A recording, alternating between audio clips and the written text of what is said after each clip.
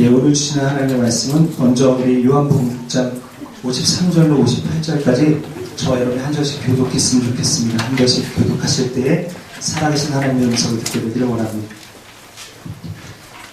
예수께서 이르시되 내가 진실로 진실로 너희에게 이르노니 인자의 살을 먹지 아니하고 인자의 피를 마시지 아니하면 너희 속에 생명이 없느니라.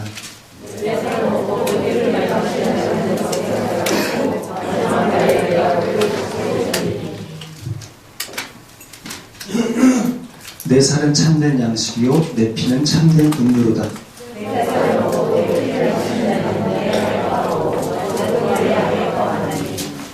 살아계신 아버지께서 나를 보내시매 내가 아버지로 말미암아 사는 것 같이 나를 먹는 그 사람도 나로 말미암아 살리라.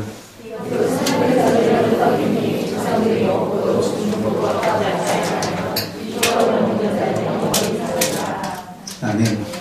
지난 시간에 저희가 안식에 대해서 쉼에 대해서 살펴봤습니다. 우리는 낮 시간이 훨씬 더 중요합니다. 열심히 일하고 또 내가 움직이는 그 시간이 훨씬 더 중요하지만 밤에 은혜가 없으면 낮에 퀄리티가 떨어지고 지속할 수 없고 농락할 수 없다고 말씀을 드렸습니다. 한 주일을 열심히 살아도 여러분 주일날 안식으로부터 내가 충분한 쉼을 영적으로 쉼을 얻고 원기를 회복해야 월요일부터 토요일까지가 의미가 있고 그리고 그 삶이 영적이고 생명이 흘러가지 내 힘과 내 뜻으로 살면 그 쉼을 누리지 못하면 흘러갈 수 없다고 말씀을 드렸어요. 아이는 여러분 절대 낮 시간에 크는 게 아니라 밤에 큽니다. 그러니까 내가 열심히 일하는 것보다 주님이 쉼과 안식을 부으는 게 먼저입니다. 매 주일마다 주님 앞에서 쉬실 수 있는 저와 여러분 되기를 소망합니다. 매일 저녁마다 밤마다 하나님이 천사로 어루만지셔서 여러분의 육체의 피곤을 만지실 뿐만 아니라 시됐던 영혼을 살리시는 은혜의 밤 되시기를 축복합니다. 잘 쉰 자가 끝까지 롱런할 줄로 믿습니다. 주님 안에서 안식을 얻은 자가 승리케 될 줄로 믿습니다. 제가 밴쿠버에 청년 사역을 할 때 우리 자매님들이 참 이렇게 골드미스들이 많아서 너무 안타까워서 사실 시애틀에 있는 형제교회와 같이 우리 수련회를 하자. 우리 자매를 내가 구해야겠다 이런 마음을 가지고 이제 수련회를 열었어요. 수련을 이제 미국에까지 가서 밴쿠버에서 내려가서 수련을 했는데 그렇게 하더라도 뭐 다 맺어지는 건 아니고 이제 어차피 첫 열매가 드디어 있어서 대구에 내려가서 이제 주례를 하고 왔는데 제가 두 사람 어떻게 만났냐 그랬더니 너무 재밌더라고요. 그 자매가 수련회 가기 전에 교통사고를 당해서 허리가 안 좋아서 이렇게 수련회 내내 꼿꼿이 서서 꼿꼿이 이렇게 딱 이렇게 자세를 바로 하고 앉아서 목사님의 말씀을 들었대요. 근데 형제는 요즘 세상에 저렇게 말씀을 사모해서 저렇게까지 바른 자세로서 말씀을 사모해서 듣는 자매가 어디 있나. 그래서 100% 신뢰하고 저 자매는 믿음의 사람이겠다 하고서 완전 올인한 거예요. 이 청년이 매주 국경을 넘어서 그레이스의 청년부 예배를 드리고 결국은 이렇게 하나님께서 맺으셔서 이렇게 결혼식을 은혜롭게 잘 드렸는데 여러분 정말로 남자 여자 사랑하고 사귀지만 결혼으로 열매 맺게 하시는 것은 은혜의 영역이에요. 요즘 세상에 열심히 안 사는 사람이 어디 있어요? 다 열심히 살지. 근데 그 시즌을 쫓아 하나님이 열매 맺게 하시는 것은 주님의 주권이요 은혜인 줄로 믿습니다. 내가 하는 데까지는 내가 열심히 해야겠지만 우리의 인생이 다 주님 앞에 있기에 늘 겸비하게 주님의 은혜를 사모하며 예배 때마다 주님 앞에 겸비히 서줄 수 있는 저와 여러분 되기를 소망합니다. 오늘은 성만찬이 있는 날인데요. 이 오병이어의 기적을 행하시기 전에 요한복음엔 잘 나타나 있지 않지만 마가복음에는 그때 당시에 예수님의 상황과 제자들의 상황을 조금 더 디테일하게 설명하고 있습니다. 그러니까 너희는 따로 한적한 곳에 가서 좀 잠깐 쉬어라. 왜냐하면 너무 오가는 사람들이 많아서 음식 먹을 겨를도 없었어요. 제자들이 배를 타고 한적한 곳으로 갔는데 우리 많은 사람들이 능력도 대단해요. 배보다 더 빨리 가서 먼저 가 있어서 그 사람들이 먼저 가 있어서 예수님과 제자들을 기다렸고 예수님께서는 큰 무리를 보시고 목자 없는 양 같은 로 인하여 불쌍히 여기사 거기서도 가르치셨어요. 예수님 제대로 쉬시지도 못하셨어요. 음식을 먹을 수 있는 겨를조차 없으셨어요. 그래서 제자들과 함께 플랜을 세우사 이제 좀 가서 쉬고 재충전하는, 신학교 말로는 퇴수회죠. 좀 물러서서 재충전하는 시간을 갖고자 갔는데 이미 배보다 빨리 달린 군중들이 다 와서 대기하고 있었기 때문에 주님이 그 큰 무리를 모시고 긍휼히 여기셨다. 내가 쉬고 싶은 시간이에요. 내 필요를 먼저 채워야만 되는 시간이에요. 그런데 목자 없는 양, 여러분, 목자 없는 양은 죽은 목숨입니다. 원래 양들이 시력이 안 좋아서 가만히 냅두면 먹이가 바로 옆에 있어도 그걸 못 보고 죽어요. 굶어 죽어요. 늘 연약해서 사나운 짐승의 밥이 될 수 있는, 목자 없는 양 같다는 것은 사실 죽은 목숨이라는 이야기입니다. 말씀의 상징인 세례요한을 못 베어 죽인 헤롯도 너희의 목자가 아니오. 성전을 완전히 아수라장으로 만들어버린, 시장통으로 만들어버린 그 당시의 종교 지도자들도 너희의 목자가 아니오. 목자 없는 양 같다. 그 사람들이, 그 군중들이 영적으로 죽여서 피폐해진 그 삶을 주님이 긍휼히 보시고, 내가 쉬어야 될 때, 내가 먹어야 될 때, 내가 재충전해야 될 때, 그때 자신의 필요를 먼저 채우시는 것이 아니라 그 사람의 영혼을 채우셨던 예수님의 사랑을 보게 됩니다. 여러분, 사람은 다 이기적이고 우리는 조건적이며 상황에 따라 변하기 쉬운 악하고 약한 존재입니다. 오늘 성만찬을 대할 때 제가 기도하면서 하나님께 구했던 것은, 아버지, 저희 그리스도교회에 주님의 그 마음이 부어지기를 원합니다. 주님의 긍휼이 부어지기를 원합니다. 내 필요에 민감하기보다 하나님이 하늘 가족으로 묶어주신 이 아름다운 공동체, 하나님이 주시는 그 필요, 그것을 먼저 채울 수 있는 그런 하나님에 대한 사랑과 교회에 대한 사랑을 부어주십시오. 그 사랑이 있기를 원합니다. 한 사람이 든든히 서는 데 있어서는, 제가 청년들을 많이 케어했잖아요. 밴쿠버에서만 10년 된 것 같아요. 거기서는. 한 청년이 번듯한 사람으로 큰, 어저께 그 신랑 신부가 참 요즘 젊은이들 같지 않게 너무너무 바르게 잘 컸어요. 걔네들이 훌륭해서 잘 컸을까요? 아니에요. 한 사람이 온전한 인격체로 아름답게 성장하기 위해서는 얼마나 많은 부모님들의 희생과 사랑의 수고가 있었을까? 그 아이를 위해서 얼마나 많이 기도에 눈물을 흘리셨을까? 전 보이지 않는 그게 보여요. 여러분, 어머니가 컨디션 좋을 때만 아이를 섬기고, 내 기분 좋을 때만 섬기고, 내가 할 수 있을 때만 섬겼다면 그 아이가 그렇게 잘할 수 있을까요? 내가 아파도, 내가 굶어도,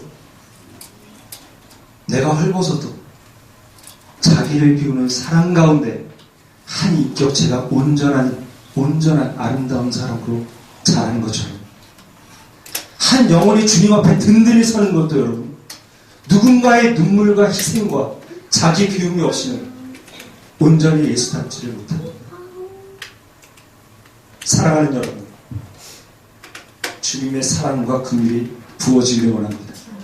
영혼에 대한, 여러분, 한국 사회가 얼마나 살기 어려우면 헬조선이라는 말이 나오겠습니다.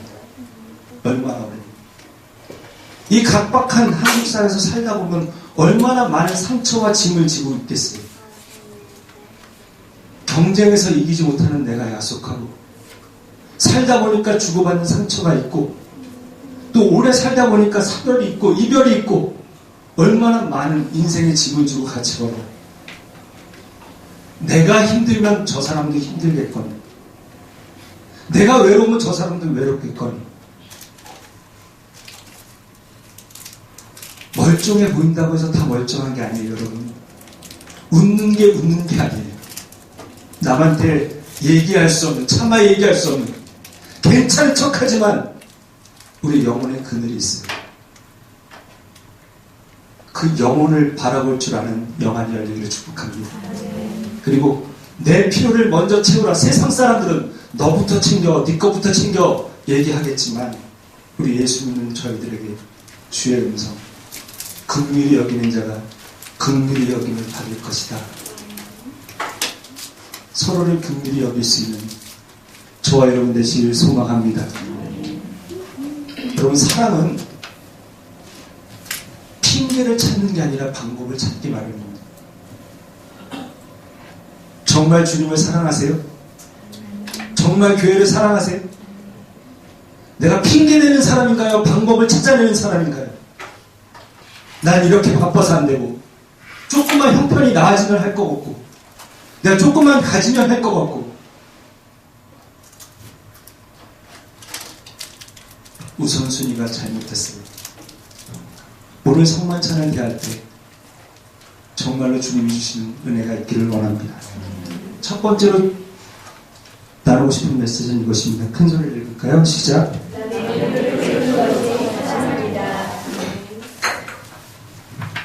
아멘. 이 사랑이 회복되는 나 먼저가 아니라 하나님, 교회, 그리고 우리 하나님이 함께 인생의 여정을 걷게 하신 하늘 가족의 마음을 줄 수 있는 저와 여러분 되기를 원합니다.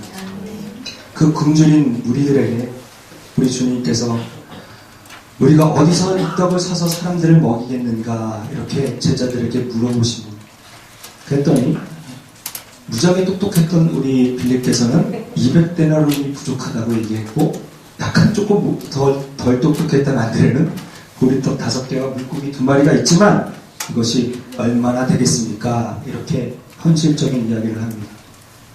제가 지금 북한에 이렇게 잡혀 계시는 이면수 목사님께서 밴쿠버에서 지킴이라는 행사를 좀 그레이스가 도왔으면 좋겠다 얘기를 하셨던 적이 있어요. 몇 년 전에. 근데 3,000명이라는 아이들을 재울 수 있는 북미 지역의 큰 컨퍼런스입니다. 근데 밴쿠버가 그런 인프라가 안 되더라고요. 음식도 단가 예산에 맞추려니까 음식을 구할 수가 없어요. 요즘 세상 밴쿠버에 3,000명 집회하기가 쉽지가 않아요. 구하는 게. 물론 어디 가서 조금씩 나눠서 사면 어떻게든 사겠지만 그 단가 이런 거 맞추기가 쉽지가 않더라고요. 계산해보니까 3,000명도. 근데 지금 이때 5,000명이지만 어른 작년만 5,000명이니까 2만 명 넘는 인간을 어떻게 먹이겠어요? 계산하면 될까요, 여러분? 계산이 의미가 있을까요? 계산해봐야 아무 의미 없어요. 여러분, 똑똑할수록 용기를 내기가 어렵습니다. 많이 알수록 여러분, 무식한 사람이 용감해요. 많이 알면 보이는 게 많아서 결정하고 선택하기 어렵습니다. 똑똑한 사람들은 대부분 똑똑한 척은 혼자 다 하지만 바보짓은 혼자 또 다 하고 다녀요. 보세요, 여러분. 돌아보세요. 정말로 똑똑한 사람은 하나님의 본인의 이성과 경험에 자꾸 가두고 하나님의 뜻을 잡기가 어렵습니다. 제자들은 딱 보니까 그냥 계산이 딱 나오잖아요. 2만 명, 200데나리온 딱 나오는데 어쩌자는 거예요. 계산하면 뭐 의미가 있어요? 제자들은 사실 믿음의 반응은 둘 다 못했다고 생각해요. 읽어보세요. 묵상해보세요. 안드레가 뭐 믿음이 있어갖고 지금 소련의 도시락을 꺼내온 거 아니잖아요. 사실 얼마나 되겠습니까? 이렇게 나온 것이지. 제자들은 이렇게 상황을 보고 겉모습을 보고 그리고 계산을 했는데 우리 주님은 조금 다른 것을 보셨어요. 하나님의 뜻을 보고 중심을 보고 하나님의 계획, 영적인 의미들을 찾으셨습니다. 그게 주님의 눈이에요. 그 눈이 열리기를 축복합니다. 떡을 가지고 왔어요. 2만 명 앞에서 보리떡 5개와 물고기 2마리가 무슨 의미가 있겠어요? 의미가 있나요?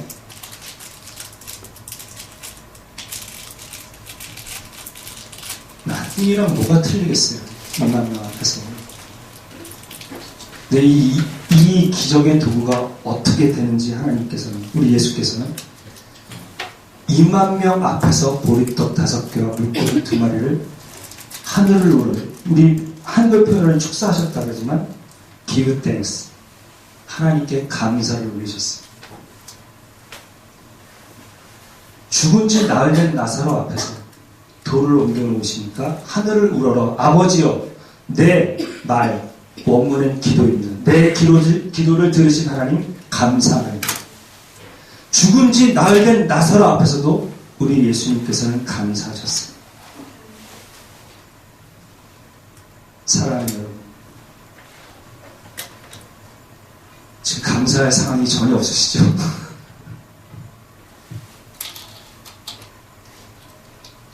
내 자신을 돌아보나, 우리 가정을 바라보나, 되어지는 상황을 볼 때 내 남편, 내 아내, 내 자식에게 소망이 사라지시죠. 그건 내 눈이고, 정말로 하나님께서 이 가정을 통하여 바라보시는 것은 무엇인가요? 내 인생을 통하여 하나님께서 계획하신 것은 도대체 무엇인가요? 내 시선으로 바라보실까요? 여러분의 십자가를 어떻게 보시나요? 이런 실패가 어디 있어요, 사실. 이런 배신이 어디 있어요? 참 이해가 안 가요, 저는. 한 놈은 남았어야지, 한 놈은. 근데 다 어디 간 거예요? 죽은 지 나흘 된 나사로 살려놔서, 이게 십자가 지시는 거랑 먼 얘기가 아닙니다. 바로 예수님이 예루살렘에 입성하기 전에 베단에 들려서 일으키셨던 기적인데, 죽은 지 나흘 된 거 살려놨더니 십자가 지실 때 어디 간 거예요, 도대체?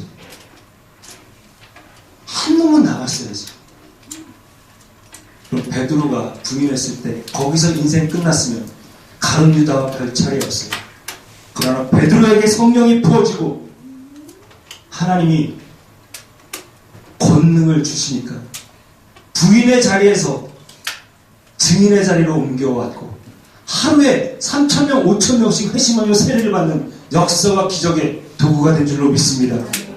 실패의 베드로에서도 3,000명 회심하시는, 단 한 번 설교에 5,000명이 돌아오는 그 하나님의 꿈을 꾸신 예수님. 그것을 아시기에 결정적인 배신의 자리에서도 베드로를 긍휼히 여기시면서 바라보실 수 있었던 그 예수님. 여러분, 느낄 감자, 기운 기자를 써서 감기는 내 몸의 기운을 느끼는 것입니다. 느낄 감자에 고마울 사자를 써서 고마움을 느끼는 것이 감사입니다. 오늘 성찬을 대하실 때 하나님의 뜻과 계획이 밝히 드러나기 원합니다. 정말로 하나님이 은혜로 주신 것들을 감사함으로 바라볼 수 있는 저와 여러분들을 소망하고, 감사가 또 다른 감사를 낳는 기적과 이적을 맛보실 수 있는 그런 저와 여러분들을 소망합니다. 두 번째 메시지를 같이 읽겠습니다. 시작. 소망이 살아나는 저와 여러분들을 원합니다. 저희 교회의 겨자씨 하나보다 작은 미약한 교회입니다. 장소가 없어서 성금요일을 못 지켰던, 내년에는 하나님이 반드시 주실 줄로 믿습니다. 여러분, 겨자씨 하나이지만 이 안에 다 있는 거예요. 다. DNA가. 겨자씨 나무처럼 완전히 큰, 모든 풀보다 더 자라는 나무가 다 이 안에 있는 거예요. 여러분, 우린 작지만 이 안에 하나님의 꿈이 다 들어와 있는 줄로 믿습니다. 반드시 한국 조국교회를 살리는 교회가 될 것입니다. 아멘이 이걸 잘못해. 제가 상처가 되네요.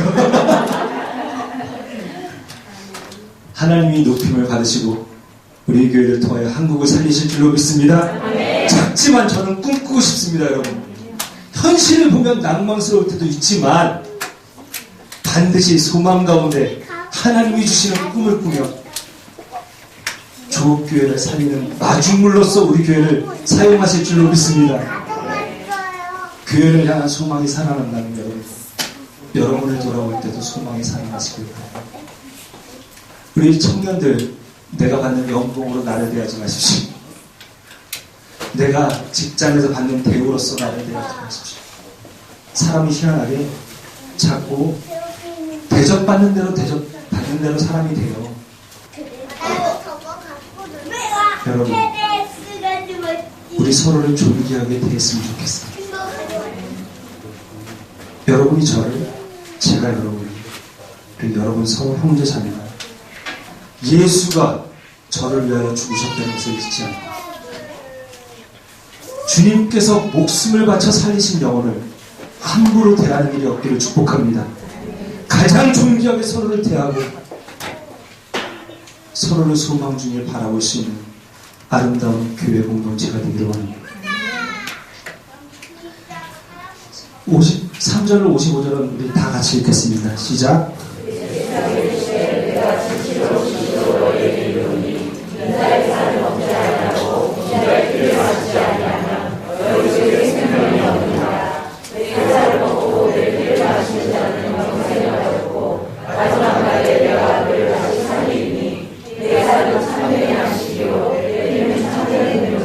아멘.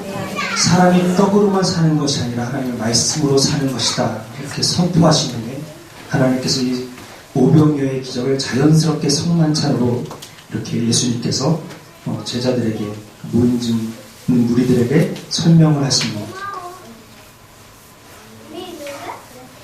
여러분, 믿음은 들음에서 나요. 말씀이 들려야 돼요. 말씀을 읽는 자, 듣는 자, 지키는 자가 복이 있다고 말씀하셨어요. 말씀을 들어야 영이 살아나요, 여러분. 매 주일 여러분, 정말로 성령님께서 여러분의 마음밭을 갈아엎어 주셔서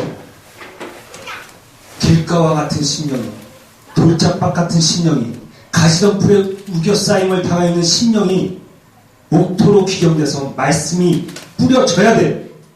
그 말씀이 30배, 60배, 100배의 열매를 거두고 영이 든든히 서야 돼요, 여러분. 포로기 이후에 귀환한 다음에 학계, 스가랴, 말라기는 동시대 선지자입니다. 메시지는 하나님의 성전을 10년 동안 중단해놓고 너희 집은 이렇게 있는 게 맞냐? 그러면서 다 성전을 독려했던, 재건을 독려했던 선지자인데 왜 하나님은 동시대에 이 3명의 선지자를 한꺼번에 허락하셨을까요? 그거는 학계, 스가랴, 말라기가 설교의 패턴이 아주 달랐어요. 학계는 대단히 이성적이고 논리적이었어요. 따박따박 따져가면서 정확하게 짚어주면서 하나님의 성전의 우선순위를 둬라. 논리적이고 이성적인 설교였어요. 거기에 반해서 스가랴는 환상적인, 영적으로 민감한 사람이에요. 그래서 환상을 보고 꿈을 꾸고 영적인 선포를 하게 됐고, 말라기는 감정적인 사람이었어요. 11조 안 되냐? 도적질 하지 말라. 그냥 감정으로 그냥 엎드려 퍼불렀어요. 한 사람이 은혜 받는 포지션이 다 달라요. 어떤 사람은 이성적이고 논리적인 설교에 반응을 하고, 어떤 사람은 굉장히 감정적인 설교에 마음이 움직이고, 어떤 사람은 이렇게 영적인, 신령한 언어에 움직이고, 하나님이 그것을 필요로 하시고 동시대에 이렇게 설교자를 다 허락하셔서 말씀이 들리게 하셨어요. 특별히 위기를 극복하고 이겨내는 데 있어서는 말씀이 들려야 되기 때문에 포로 이후에 귀환 중에 어려움에 처해 있는 이스라엘 백성들에게 말씀의 풍성함을 허락하셨어요.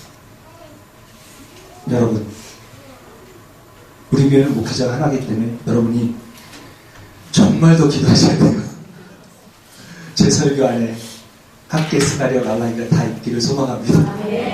정말로 주님이 은혜를 주셔서 우리 성도님들이 주일에 와서 영적인 꿀을 먹고 영이 든든히 서는 역사와 은혜가 있기를 원합니다. 여러분, 말씀을 들을 때 자꾸 졸리고 방해가 있고 잡념이 있고, 여러분, 그럼 영적으로 자라나기 어렵습니다. 말씀을 먹어야 돼요. 마음이 마음대로 안 돼요, 여러분. 브라이언 카마로프라는 사람이 마음의 정원이라는 책에서 이렇게 얘기했어요. 참 신령한 것, 생명이 있는 것, 좋은 것은 아무리 노력해도 잘 자라지를 않는데, 참 잡초는, 필요 없는 것들은 어쩌면 이렇게 잘 자라는지, 조금만 잠깐만 딴짓하고 돌아오면 내 마음의 잡초가 무성히 살아있다. 여러분, 마음의 정원을 다듬는 것은 말씀과 기도입니다.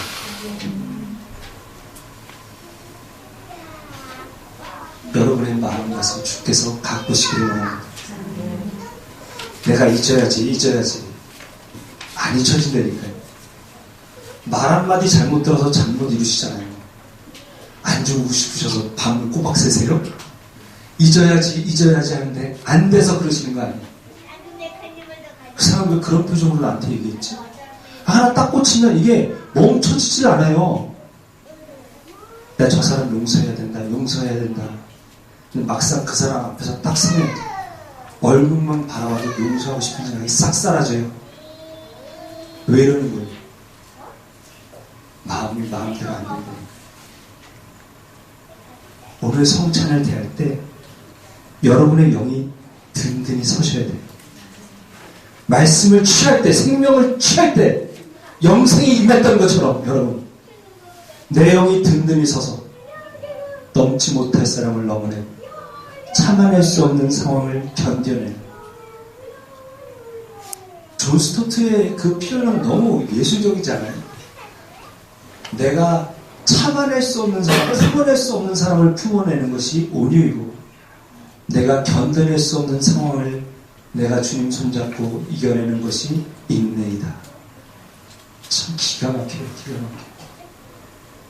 오늘 성찬을 대할 때 온유의 사랑으로 거듭나시기를, 인내의 사람 되시기를 온 마음 다하여 예수의 이름으로 축복합니다. 그 함께 떡을 뗄 때 우리가 한해 가족으로서 천국의 식탁을 나눌 때 하나님의 풍성한 영적인 오병이어의 기적 우리 교회 가운데 임하기를 원합니다. 이 시간 우리가 찬양 한 곡 하겠습니다. 성자의 귀한 몸 나를 위하여 우리 이 찬양 하시고 기도한 후에 우리 성만 찬양 함께 따르게 되겠습니다.